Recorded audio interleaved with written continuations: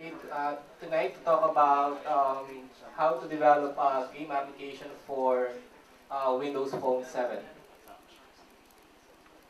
Alright, so I have two-part session. I'm going to talk about first building your application using the Silverlight, and then I will move to my next slide wherein I'm going to talk about Alright, so hopefully everyone has signed the NDA. Just kidding, guys. So what I am about to discuss something that you should probably get some good information on how to actually build your new game application using the technology of Microsoft for Windows Phone 7. All right. So why are we going to develop games? Well, games is a very huge business, right?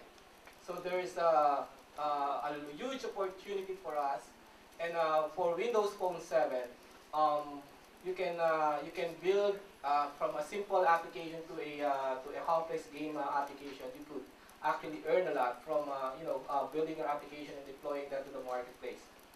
And of course, before we start our developing our application, we need to make sure that there's really a market for our idea, right? So we create a very good plan, basically a marketing plan, so that we can actually sell it, right? So when you have an idea, you don't just pick up your PC, start coding, and then you ended up nothing, without any market. So you try to come up with a very solid marketing plan, and that's where you would start building your Windows Phone 7 game application. Well, we have two technologies. We have two sets of technologies that we could use to develop a Windows Phone game. So we have the XNA Game Studio 4.0. And for those who are already familiar with the Silverlight, which Norbert discussed earlier, you could use your existing knowledge, your existing skills in order for you to build your next Windows Phone 7 game application. So why are we going to use Silverlight? Why not XNA? So later on, we're going to talk about XNA, but why are we going to talk? Why are we going to use Silverlight in our game development? First, of course, Silverlight has the support for vector. So unlike in XNA, which only supports a bitmap, Silverlight supports vector. So if you are if you like how Flash renders the graphics, you would also enjoy rendering your graphics with the Silverlight because it supports a vector type of graphics. It also has a rich support for text rendering, right? And of course, in Silverlight, you can create a lot of animations, okay?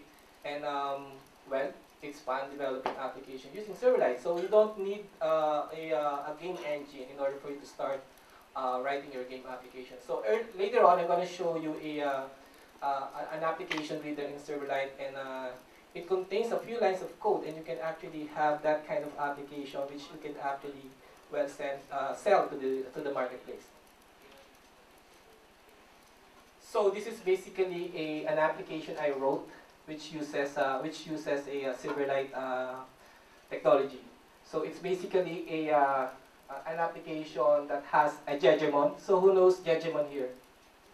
Okay, so basically this is a Jejemon that is throwing an egg, and the actor that is catching the egg from the Jejemon is basically the guy I call Isang. Okay, so I'm gonna tell you more about that particular game. So if you're going to develop an application using Silverlight, okay, you can take advantage of the richness of Silverlight and start building your own by just creating a number of classes or objects. So what I have here in my game, I have my game object. I also have my sprite, okay, thrower, catcher, and drop, and all of that are part of my game. And here you go, after writing my code in about 24 hours, I have my application up and running. So a game is basically the class that actually handles all of the interaction between the objects I create in my Silverlight. Okay. And I also have my sprites. So the sprites are not the cola that we drink, right? So these are objects that we actually place in the world of in the game world so that they can interact with each other. So that if you are into game development, if there are collisions, you can detect those collisions and score some for the user who's using your game. Okay, so I have my sprite. And I also have my thrower. Okay, so who speaks Jejemon here? So probably you should enjoy using this application because it says Jejeje. All right, so while it's throwing eggs. So the thrower is basically an object that drops a sprite object, which I create, which is part of the components of the game I developed. And then I also have the actor. I call him Isamu. Okay. So guys, don't laugh. Okay, I'm just kidding. So we have Isamu there. So Isamu is basically the actor that is catching the egg, no, from Jejemon. And it's also a sprite, no. It's also a sprite, and later I'm going to show you how it actually was written. Okay, and basically I have the egg now. It's basically something that is being thrown by the Jejemon. And finally, I have my, the background. And you know what, guys? All of that object, no, I wrote all of that object using the Microsoft Expression Blend. I did not use any other application to draw those objects. So you basically use Microsoft Expression Blend, and you're going to have that kind of user interface. No? It's very beautiful, right? So I'm going to show you a demo. Okay, I'm going to run the application and see how it really works.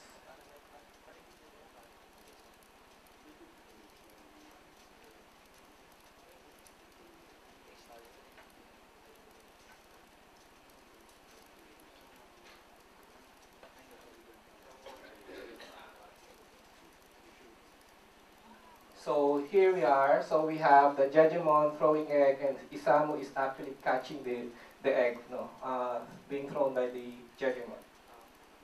So if you click this, oh, let's restart it. Okay.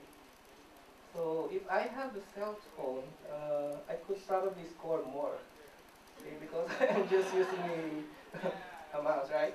So it works, right? So few lines of code, you're gonna have this kind of application that is readily be deployable to the marketplace, right?